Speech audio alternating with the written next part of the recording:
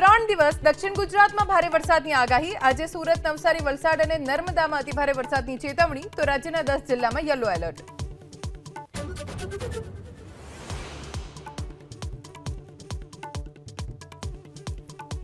નર્મદામાં રસ્તા ખરાબ હોવાને લઈ સાંસદ મનસુખ વસાવા થયા ગુસ્સે। દિશા સમિતિની બેઠકમાં NHAIના અધિકારીઓ હાજર ન રહેતા કેન્દ્રીય મંત્રી નીતિન ગડકરીને કરશે રજૂઆત।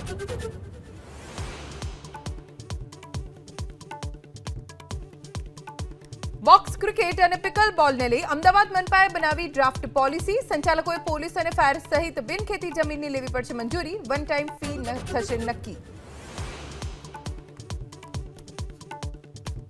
ક્ષત્રિય આગેવાન પીટી જાડેજાને પાસાનો રાજકોટના ગોંડલમાં વિરોધ। મામલતદારને આપ્યું આવેદનપત્ર। આંદોલનની કિન્નાખોરી રાખીને કાર્યવાહી થયાનો આરોપ।